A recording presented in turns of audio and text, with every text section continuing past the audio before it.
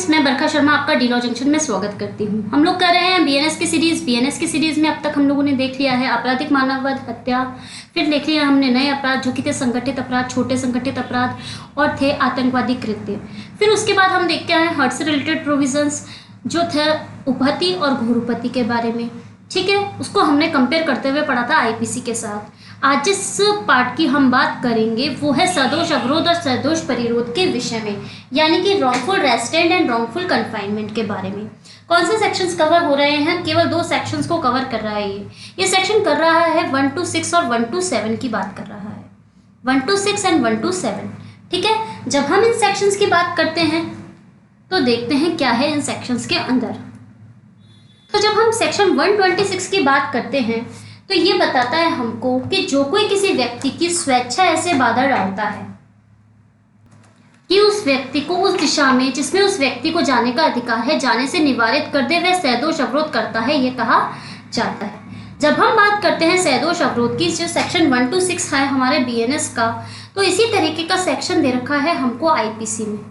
IPC में कौन सा सेक्शन दे रखा है हमको? आईपीसी में हमको दे रखा है सेक्शन 339। सेक्शन 339 हमको सदोष अवरोध की बात कर रहा है, यानी कि रॉन्गफुल रेस्ट्रेंट की बात कर रहा है। तो यहाँ पे क्या बोल रहा है कि किसी व्यक्ति को एक दिशा में जाने का अधिकार है। ये ए नाम का व्यक्ति है, इसको बी दिशा में यानी कि इधर की साइड जाने का अधिकार है, ये इधर जाना चाहता है। अब क्या हुआ, यहाँ पे आया बी और बी ने इसको इधर जाने से रोक दिया। भाई इसको जाना है इधर, तो इधर जाने से रोक दिया। तो फिर क्या हुआ कि उसको कहा जाएगा सदोष अवरोध, मतलब एक विशेष दिशा में उसको जाने का अधिकार है और उसको जाने के अधिकार से उसको रोक दिया, तो उसको कहते हैं सदोष अवरोध। ठीक है, क एक मार्ग में जिससे होकर यह का जाने का अधिकार है, सद्भावना पूर्वक ये विश्वास न रखते हुए कि उसको मार्ग रोकने का अधिकार प्राप्त है, बाधा डालता है, यह जाने से तद द्वारा रोक दिया जाता है, यह का सदोष अवरोध कारित करता है। ठीक है, अब इसमें बता रहा है भूमि या जल के ऐसे प्राइवेट मार्ग में बाधा डालना जिसके संबंध में किसी व्यक्ति को सद्भावना पूर्वक विश्वास है कि उसे बाधा डालने का पूरा अधिकार है, वो इसमें शामिल नहीं होगा। ठीक है, दंड की बात करते हैं तो जो कोई किसी व्यक्ति का सदोष अवरोध करेगा वह सादा कारावास से जिसकी अवधि होगी 1 मास तक की और जुर्माना जो कि होगा 5000 रुपये तक का दंडित किया जाएगा।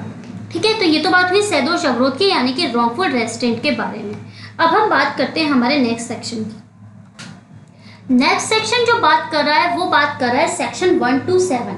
सेक्शन 1 to 7 है वो बात कर रहा है हमारे सदोष परिरोध के बारे में। ठीक है, क्या बात कर रहा है ये बात कर रहा है सदोष परिरोध के बारे में।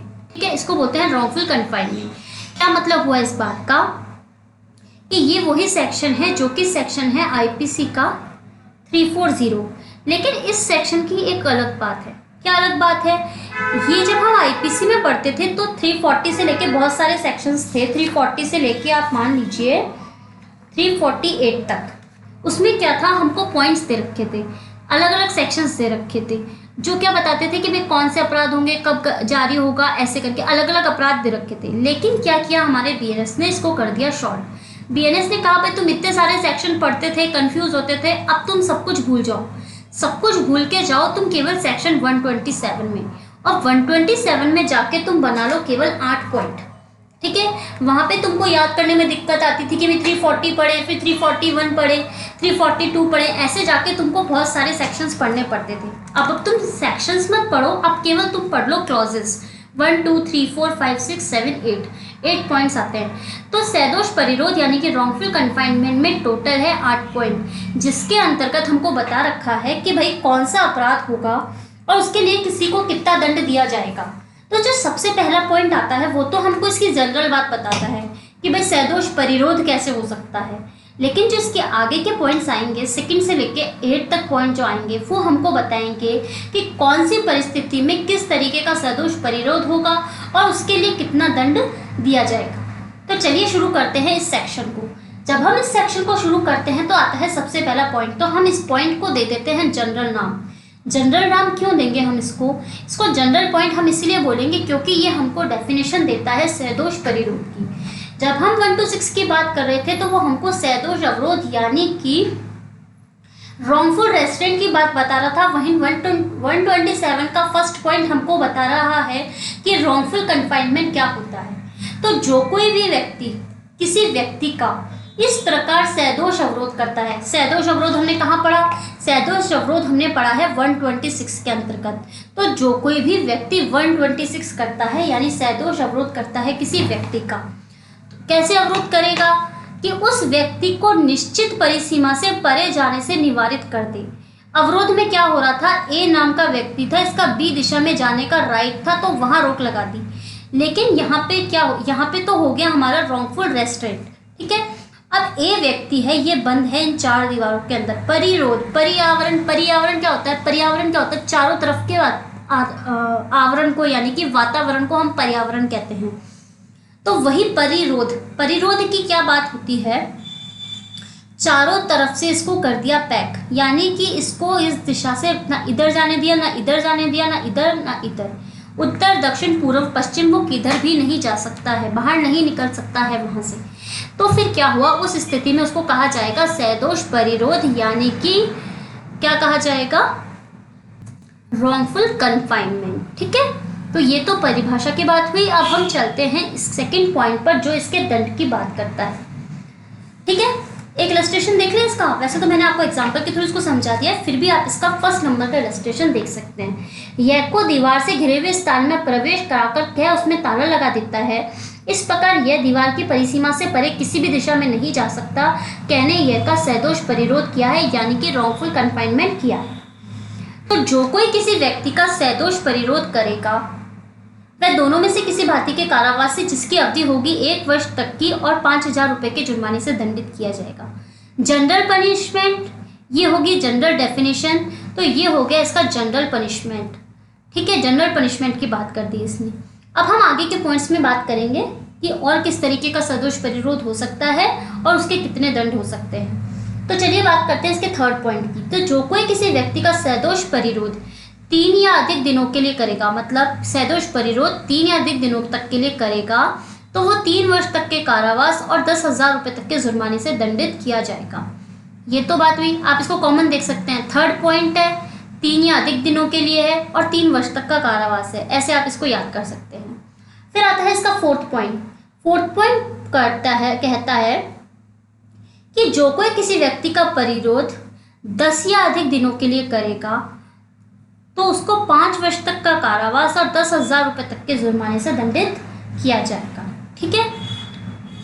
5 वर्ष तक का कारावास और 10,000 रुपये का जुर्माना दिया जाएगा। अब फिफ्थ पॉइंट बोलता है कि भाई जिस व्यक्ति को छोड़ने के लिए रिट जारी हो चुकी है उसे परिरोध करना, तो 2 वर्ष तक का कारावास और जुर्माने से दंडित किया जाएगा। तो चलिए देख लेते हैं एक बार कि भाई कौन कौन से दंड कहाँ। जैसे आप ये सेकंड पॉइंट देखेंगे तो इसको आईपीसी के 342 से कवर करना पड़ेगा, ठीक है।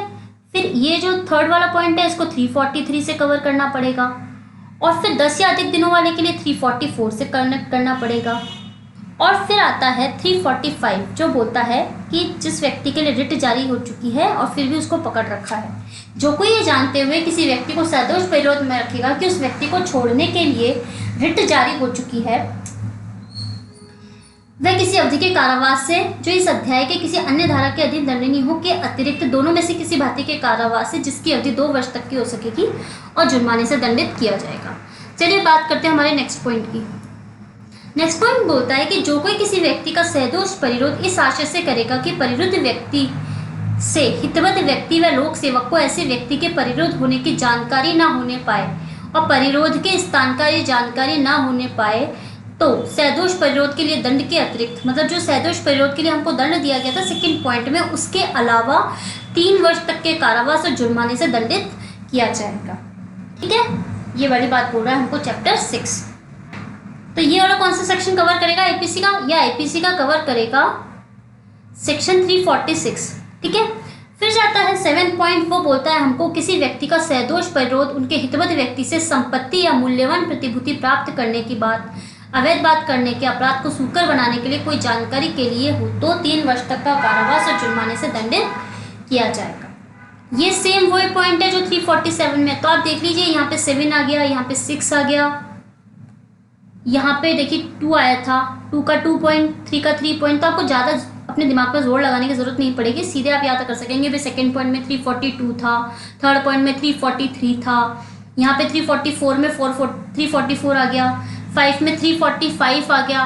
तो आप इससे करके कीवर्ड निकाल के आप याद कर सकते हैं, नंबर याद कर सकते हैं मतलब। फिर उसके बाद आता है 8 पॉइंट। 8 पॉइंट क्या बोल रहा है हमको, किसी व्यक्ति का सैदोष परिरोध इस आशय से करे कि परिरोध व्यक्ति या उससे हितवत व्यक्ति से कोई संस्वीकृति या जानकारी अपराध के बारे में कुछ पता चल सके। परिरोध या हितवत व्यक्ति को संपत्ति मूल्यवान प्रतिभूति प्रत्यावर्तित करे या करवाए, किसी दावे या मांग की तुष्टि करे तो 3 वर्ष तक का कारावास और जुर्माने से दंडित किया जाएगा। तो ये तो बात हुई हमारा एक छोटा सा टॉपिक था सैदोष अवरोध और सैदोष परिरोध का। ये बात करी हमने सैदोष परिरोध और सैदोष अवरोध के बारे में, wrongful restaurant and wrongful containment के बारे में।